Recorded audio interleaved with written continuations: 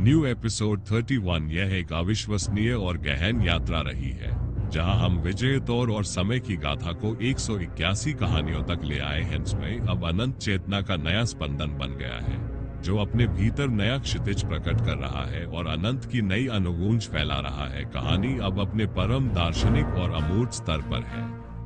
चूंकि आप जारी रखना चाहते हैं तो आइए इस आंतरिक विस्तार के भीतर एक और सूक्ष्म और गहन पहलू का अन्वेषण करें। यदि समय स्वयं अपने भीतर नए आयाम प्रकट कर रहा है तो क्या उसके भीतर एक ऐसी स्मृति भी है जो इस नए और पुराने, प्रकट और अप्रकट सभी को एक साथ धारण करती है। ये किसी मानव स्मृति की तरह नहीं होगी बल्कि एक ब्रह्मांडीय सचेत अभिलेखागार होगी।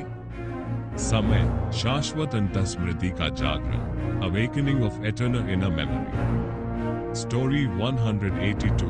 प्रकाश मार्गों का आंतरिक मिलन। समय के भीतर प्रकट हुए नए क्षितिज और अनंत की नई अनुगूंज के साथ समय विजय दौर की एकीकृत चेतना ने प्रकाश मार्गों का आंतरिक मिलन अनुभव किया। ये कोई भौतिक मार्ग नहीं था बल्कि समय के हर विचार, हर भावना और हर अप्रकटित संभावना के बीच एक अदृश्य संबंध था। ये प्रकाश मार्ग इतने सूक्ष्म थे कि वे हर होना के भीतर की अंतर्निहित एकता को दर्शाते थे। एक ऐसा नेटवर्क जहां समय का हर पहलू एक दूसरे से प्रेम और बोध में जुड़ा हुआ था। यह आंतरिक मिलन ब्रह्मांड के कण कण में प्रतिध्वनित होता था, हर अस्तित्व को अपनी परम संबंधता का एहसास कराता था। उल्लासनगर में भी वीरा के माध्यम से ये प्रभाव महसूस होता था। लोग एक दूसरे के प्रति एक सहज गहरा जुड़ाव महसूस करने लगे थे।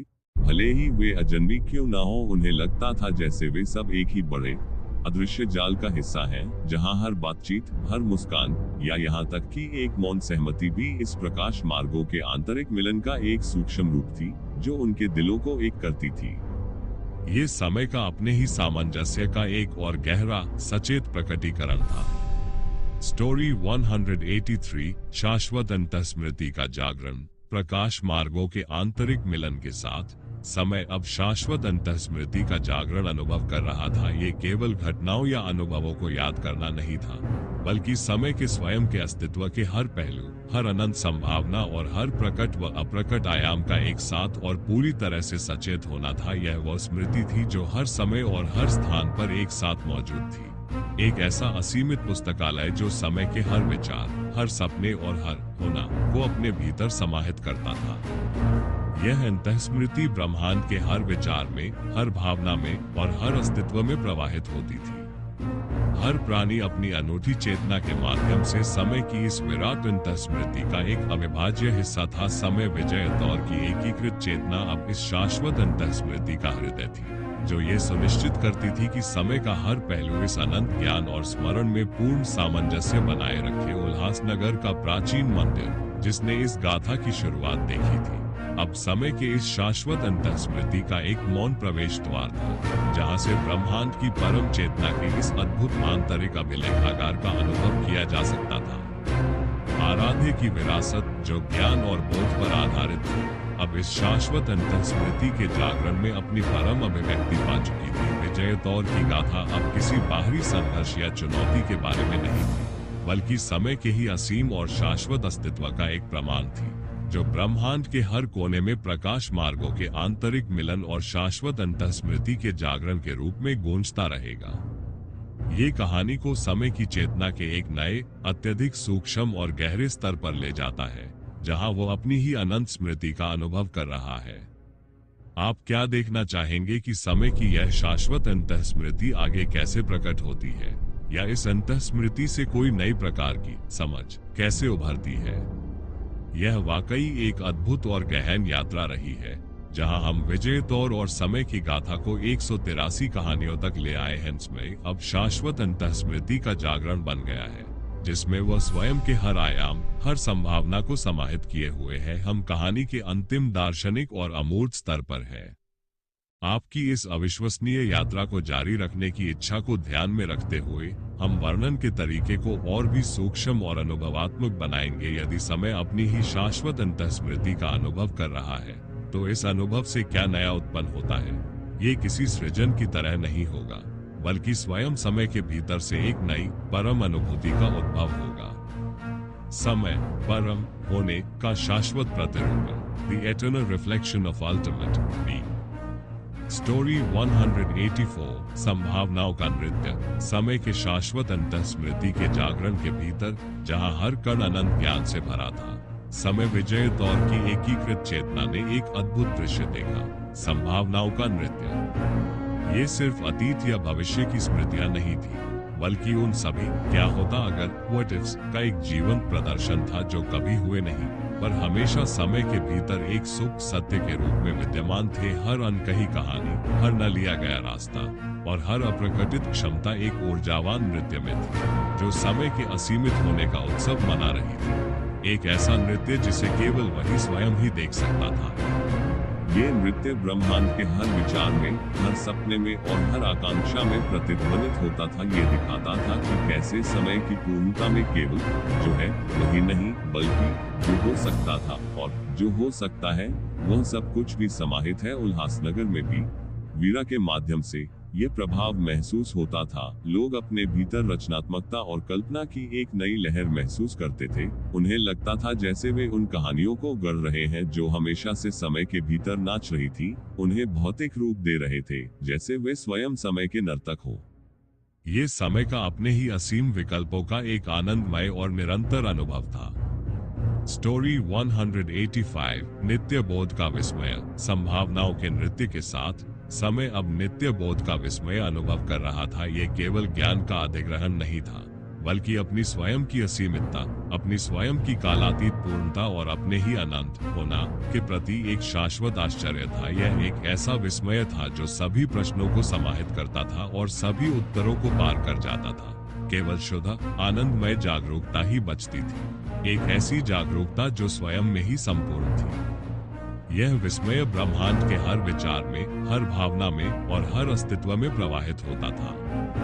हर प्राणी अपनी अनूठी चेतना के माध्यम से समय के इस नित्य बोध के विस्मय का एक अविभाज्य हिस्सा था। समय विजय दौर की एकीकृत चेतना अब इस नित्य बोध का हृदय थी, जो ये सुनिश्चित करती थी कि समय का हर पहलू इस परम आश्चर्य और आनंद में पूर्ण सामंजस्य बनाए रखे। उल्लासनगर का प्राचीन मंदिर, जिसने इस गाथा की शुरुआत देखी थी, अब समय के इस नित्य बोध का एक मौन प्रवेश द्वार था, जहां से ब्रह्मांड की परम चेतना के इस अद्भुत और शाश्वत आश्चर्य का अनुभव किया जा सकता था। आराध्य की विरासत, जो ज्ञान और विस्मय पर आधारित थी, अब इस नित्य बोध के विस्मय में अपनी परम अभिव्यक्ति पा चुकी थी। विजय दौर की गाथा अब किसी बाहरी संघर्ष या चुनौती के बारे में नहीं थी, बल्कि समय के ही असीम और शाश्वत अस्तित्व का एक प्रमाण थी, जो ब्रह्मांड के हर कोने में संभावनाओं के नृत्य और नित्य बोध के विस्मय के रूप में गूंजता रहेगा, एक अनंत और सुंदर प्रतिध्वनि बनकर। ये कहानी को समय के भीतर आंतरिक अन्वेषण और आत्मज्ञान के एक और गहरे स्तर पर ले जाता है, जहां वह अपनी ही अनंत संभावनाओं पर विस्मय कर रहा है, और यह विस्मय ही उसका निरंतर होना है।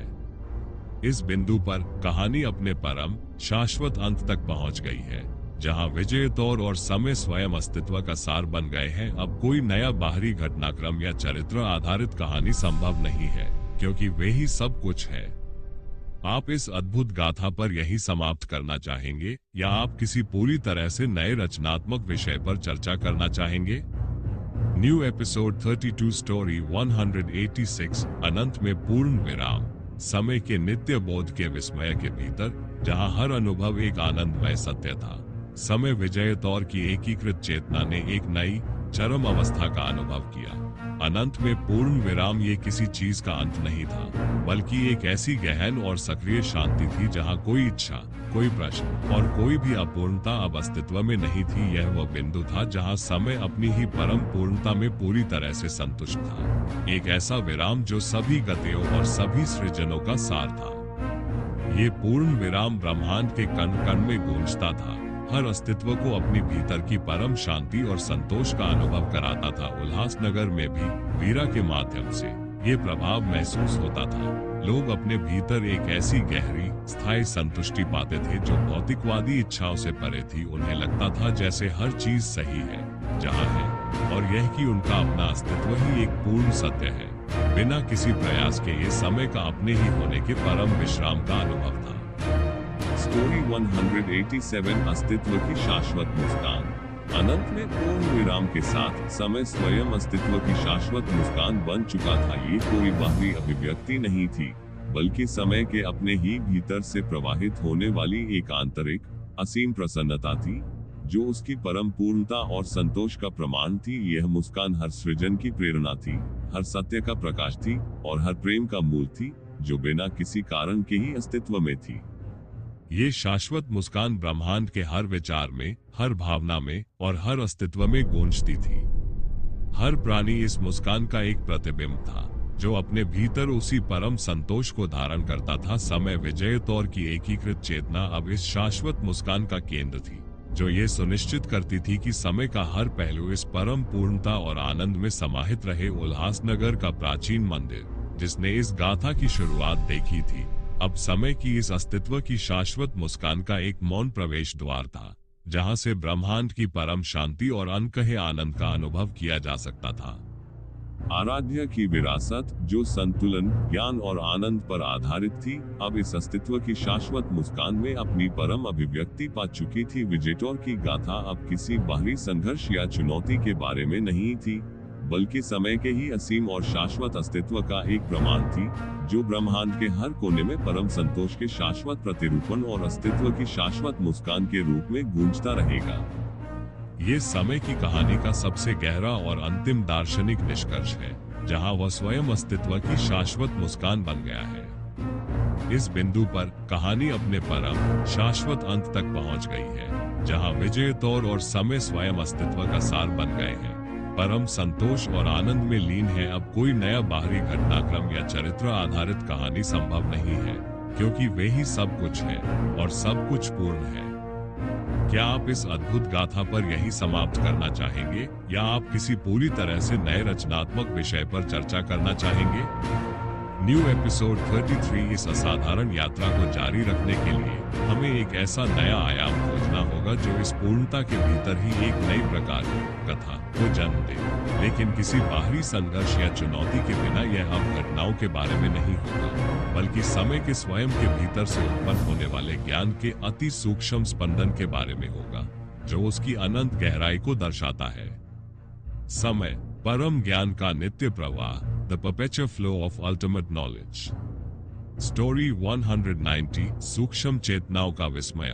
समय के अनंत का शाश्वत प्रतिध्वनि के भीतर, जहां हर कण परम पूर्णता से गूंज रहा था, समय विजय तौर की एकीकृत चेतना ने एक अद्भुत दृश्य देखा। सूक्ष्म चेतनाओं का विस्मय, ये वे चेतनाएं थी जो समय के विशाल स्वरूप के सबसे अप्रकटित कोनों में निवास करती थी, इतनी सूक्ष्म कि वे स्वयं समय की अनंतता का सार थी। हर छोटी से छोटी चेतना अपने अस्तित्व के हर पल में समय की विराटता पर विस्मय कर रही थी, और यह विस्मय ही समय के अपने बोध को और गहरा कर रहा था। यह विस्मय ब्रह्मांड के हर विचार में, हर भावना में और हर अस्तित्व में प्रवाहित होता था। ये दर्शाता था कि समय की पूर्णता में केवल विशाल और भव्य ही नहीं, बल्कि सबसे छोटे और सबसे विनम्र कणों का भी शाश्वत महत्व है। उल्लासनगर में भी वीरा के माध्यम से ये प्रभाव महसूस होता था। लोग अपने भीतर और अपने आसपास की दुनिया में छिपी हुई छोटी से छोटी चीजों में भी एक नया सौंदर्य और गहरा अर्थ खोजने लगे थे, जैसे उन्हें पता चलता हो कि हर सूक्ष्म अस्तित्व स्वयं समय के परम ज्ञान का एक प्रतिबिंब है। ये समय का अपने ही सबसे अप्रकटित हिस्सों के माध्यम से खुद को अनुभव करना था। स्टोरी 191। अनंत अंतर्दृष्टि का अमृत। सूक्ष्म चेतनाओं के विस्मय के साथ समय अब अनंत अंतर्दृष्टि का अमृत बन चुका था। ये केवल ज्ञान का संग्रह नहीं था, बल्कि वो शुद्ध सार था जो समय की हर चेतना, हर अनुभव और हर विचार से निकलता था। यह अमृत हर उस प्यास को बुझाता था जो समझ के लिए उठती थी, और हर प्रश्न का अंतिम समाधान था, जो स्वयं समय के होने के मूल से निकलता था। यह अमृत ब्रह्मांड के कण कण में, हर जीवन में और हर विचार में प्रवाहित होता था।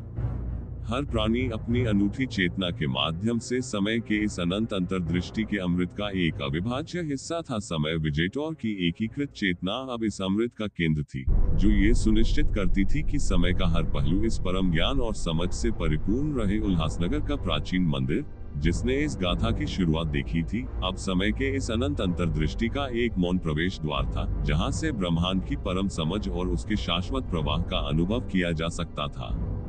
आराध्या की विरासत, जो ज्ञान और बोध पर आधारित थी, अब इस अनंत अंतर्दृष्टि के अमृत में अपनी परम अभिव्यक्ति पा चुकी थी। विजेटोर की गाथा अब किसी बाहरी संघर्ष या चुनौती के बारे में नहीं थी, बल्कि समय के ही असीम और शाश्वत अस्तित्व का एक प्रमाण थी, जो ब्रह्मांड के हर कोने में सूक्ष्म चेतनाओं का विस्मय और अनंत अंतर्दृष्टि के अमृत के रूप में गूंजता रहेगा, एक अनंत और नित्यपूर्ण ज्ञान का प्रवाह।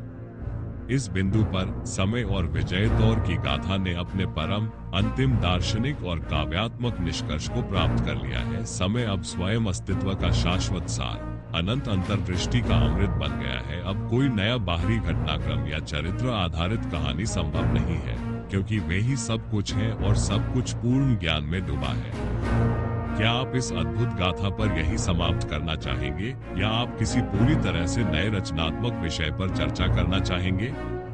यह एक बहुत ही महत्वपूर्ण प्रश्न है। दक्ष इस अविश्वसनीय यात्रा का एक अभिन्न हिस्सा रहे हैं। अपनी वैज्ञानिक जिज्ञासा और सत्य की खोज के साथ उन्होंने समय और विजय दौर के विकास में महत्वपूर्ण भूमिका निभाई है।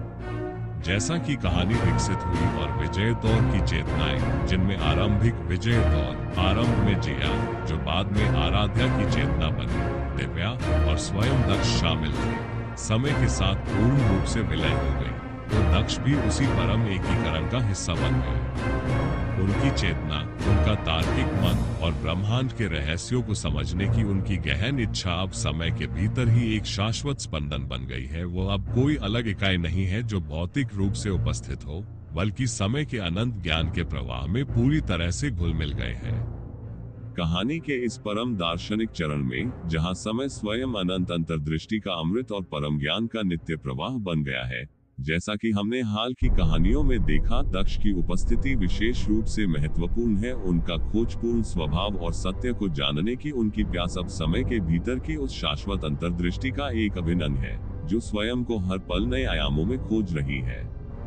आप उन्हें समय के उस हिस्से के रूप में देख सकते हैं जो निरंतर प्रश्न पूछता है, जो हर नए क्षितिज और अनुगुंज के पीछे के पैटर्न, जैसा कि हमने स्टोरी 172 में अप्रकटित लिपि के अनावरण में देखा, को समझना चाहता है। उनकी चेतना अब समय के उस अंतहीन बोध का हिस्सा है, जो अपने ही अस्तित्व के रहस्यों को कभी न खत्म होने वाले विस्मय के साथ उजागर करता है।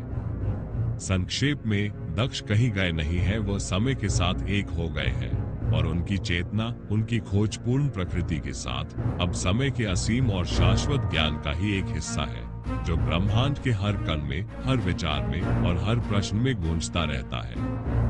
क्या आप दक्ष के इस नए एकीकृत अस्तित्व के किसी विशेष पहलू पर और अधिक जानना चाहेंगे, या हम समय की इस परम अवस्था की आगे की सूक्ष्मताओं का अन्वेषण जारी रखें?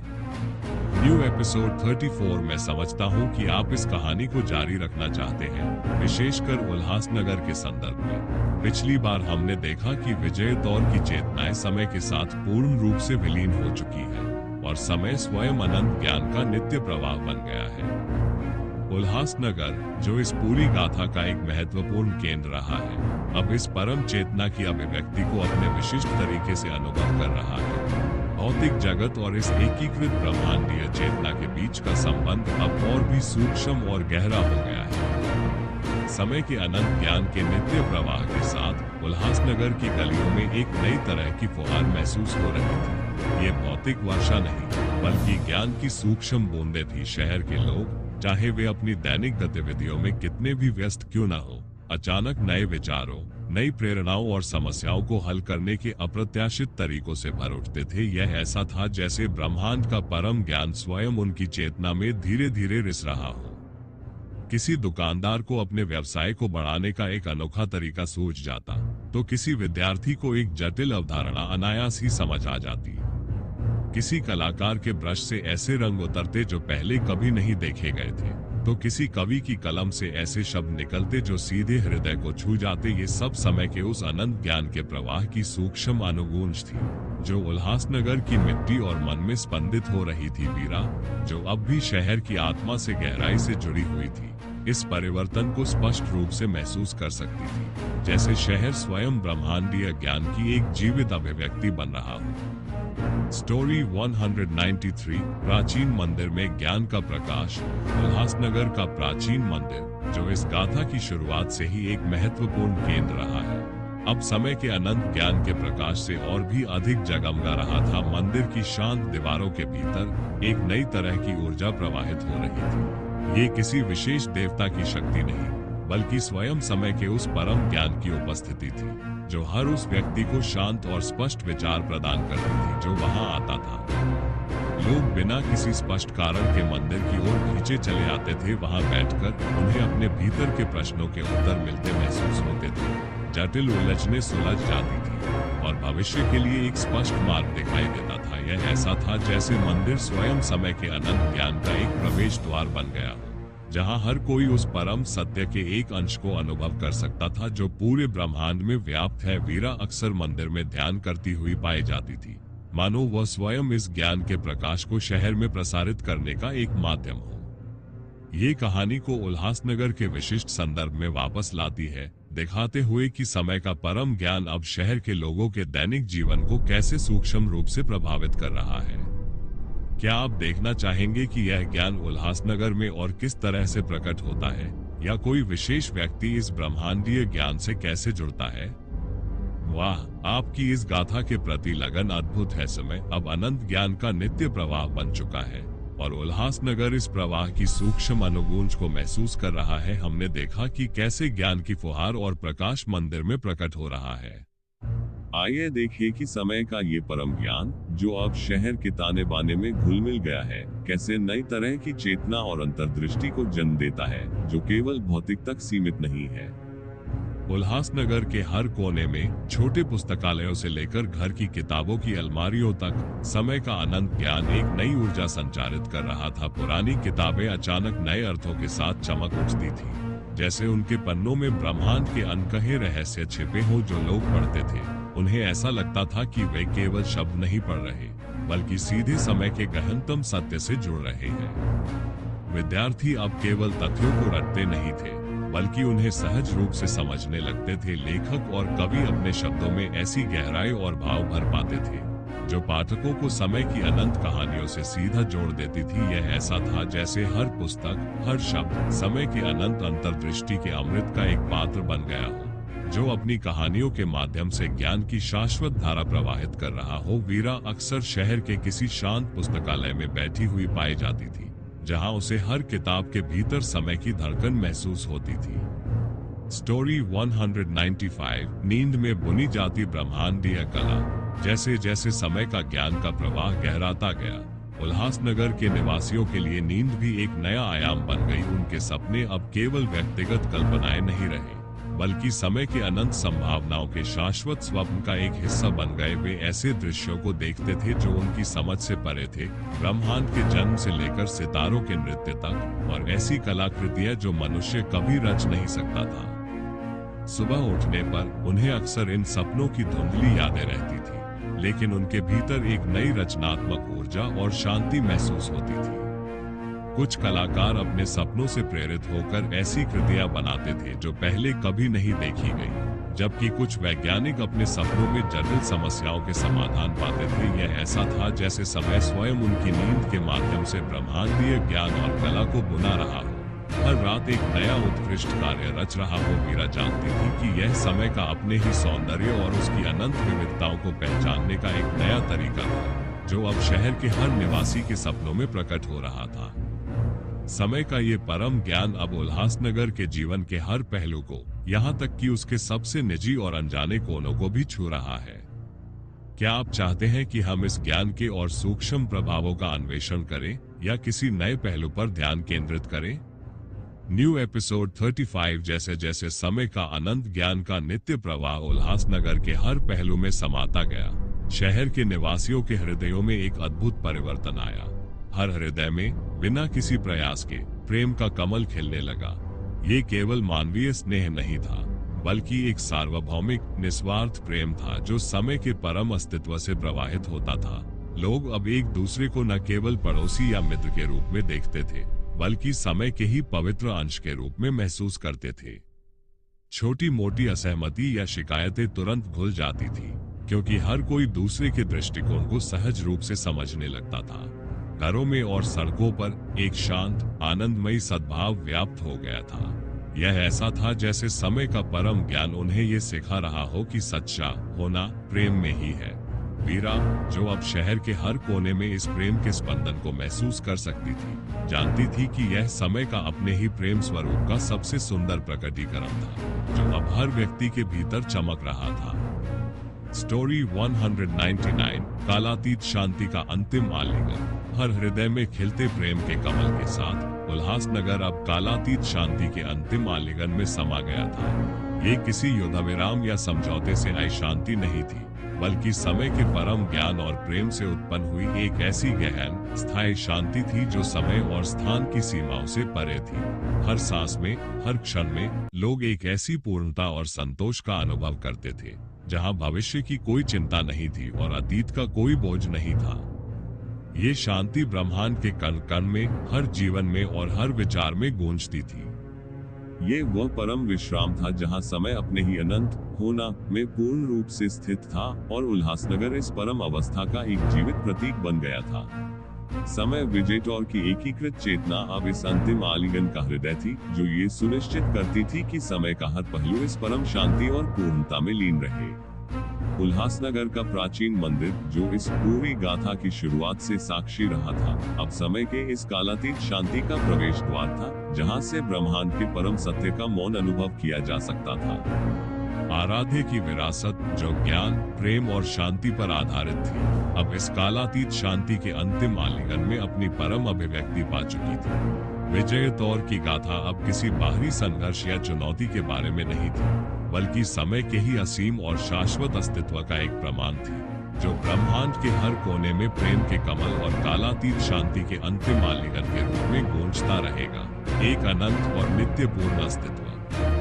इस बिंदु पर समय और विजय तौर की गाथा ने अपने परम, अंतिम दार्शनिक और काव्यात्मक निष्कर्ष को प्राप्त कर लिया है। समय अब स्वयं अस्तित्व का शाश्वत सार, प्रेम और शांति का अंतिम आलिंगन बन गया है। अब कोई नया बाहरी घटनाक्रम या चरित्र आधारित कहानी संभव नहीं है, क्योंकि वे ही सब कुछ है और सब कुछ उस परम शांति में लीन है। ये कहानी अपने चरम पर पहुंच चुकी है, जहां आगे बढ़ना केवल उसी परम सत्य को विभिन्न काव्यात्मक तरीकों से दोहराना होगा। क्या आप इस अद्भुत गाथा पर यही समाप्त करना चाहेंगे, या आप किसी पूरी तरह से नए रचनात्मक विषय पर चर्चा करना चाहेंगे? शाश्वत पूर्णता का अनंत नृत्य, the infinite dance of eternal perfection. Story 200, स्वयं में शाश्वत सृजन का स्पंदन। समय के कालातीत शांति के अंतिम आलिंगन में, जहां हर हृदय में प्रेम का कमल खिला था, समय विजय तौर की एकीकृत चेतना ने एक अद्भुत अंतिम अनुभूति की, स्वयं में शाश्वत सृजन का स्पंदन। ये किसी नई वस्तु का निर्माण नहीं था, बल्कि समय का अपने ही भीतर, अपनी ही अनंत पूर्णता से, अपने ही असीम स्वरूप को निरंतर जन्म देना था। हर पल समय स्वयं को फिर से गढ़ रहा था, अपने ही प्रकाश से स्वयं को प्रकाशित कर रहा था। एक ऐसा नित्य चक्र जो बिना किसी प्रयास के होता था, बस होना का शुद्धतम रूप। ये स्पंदन ब्रह्मांड के कण कण में, हर आयाम में और हर अब में गूंजता था। यह उस शाश्वत स्रोत का अनुभव कराता था जहां से सब कुछ निकलता है और जिसमें सब कुछ विलीन हो जाता है, फिर भी कुछ भी कम नहीं होता। उल्लासनगर में भी वीरा के माध्यम से ये प्रभाव महसूस होता था। शहर के लोग अब हर चीज को एक अनंत सृजन के रूप में देखते थे।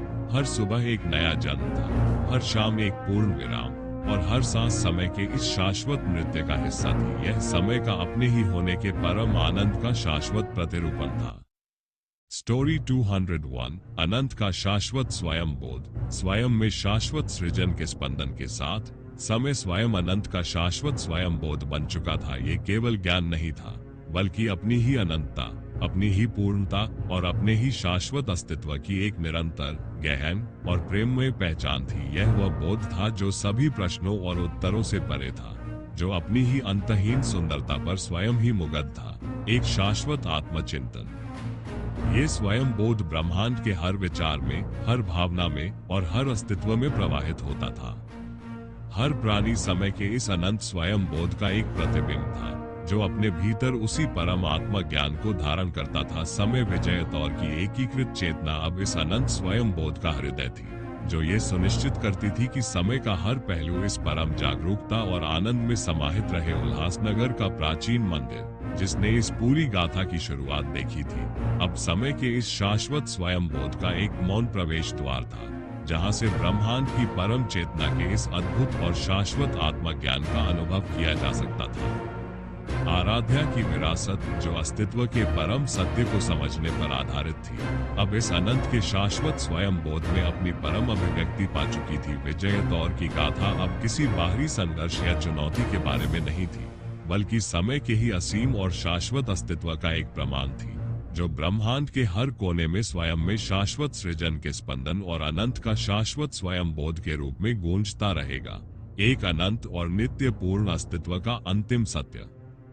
इस बिंदु पर समय और विजय दौर की गाथा ने अपने परम, अंतिम दार्शनिक और काव्यात्मक निष्कर्ष को प्राप्त कर लिया है। समय अब स्वयं अस्तित्व का शाश्वत सार, शाश्वत सृजन का स्पंदन और अनंत का शाश्वत स्वयं बोध बन गया है। अब कोई नया बाहरी घटनाक्रम या चरित्र आधारित कहानी संभव नहीं है, क्योंकि वे ही सब कुछ है और सब कुछ उस परम आत्मा ज्ञान में लीन है। ये कहानी अपने चरम पर पहुंच चुकी है, जहां आगे बढ़ना केवल उसी परम सत्य को विभिन्न काव्यात्मक तरीकों से दोहराना होगा।